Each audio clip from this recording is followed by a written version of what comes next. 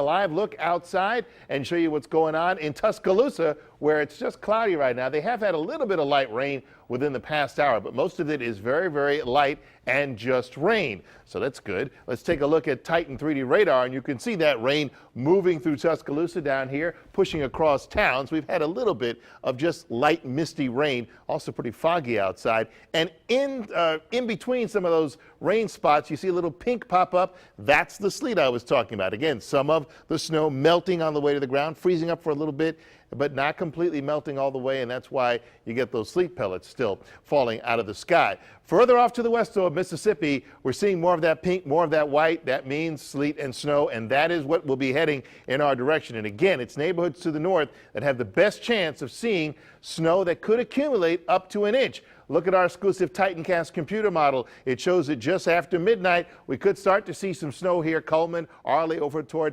Aniana and Gadsden. And then we see the pink. This is the freezing rain that will likely be falling Gardendale, back over toward Fayette, Springville, and into Birmingham. What's going to happen is we're going to have several hours of this, so depending on how much falls out of the sky, that could cause some serious icing concerns, and that's why we're watching these very, very carefully.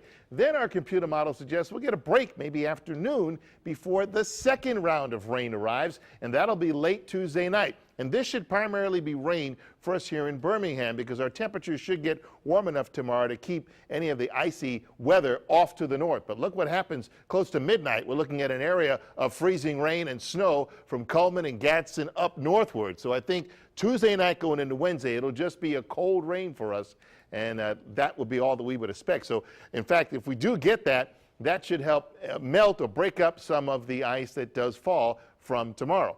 Take a look at our temperatures right now. Dropped a degree from the last hour, now down to 36. But Hamilton, very close to the freezing mark. And again, it's those northwest counties that will likely see the snow first.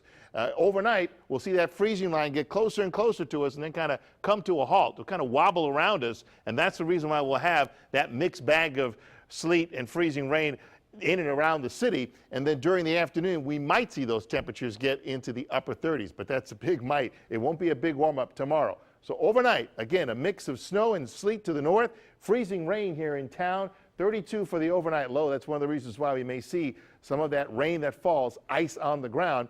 37 by the afternoon, so an icy morning will turn to a cold rain, which will then taper off. So that's good news. I rate the next day's weather from 1 to 10. It's called the Norman number. For tomorrow, only up to a 3. Again, we've got the one more round of rain moving through Wednesday. Once that moves out, the rest of our week improves dramatically. 46 for a high on Thursday. How about Valentine's Day? 56. That's weather anyone would love, and into the low 60s by the time we head toward the weekend. So we're continuing to watch that icy weather, and we'll have an update for you, of course, at 10.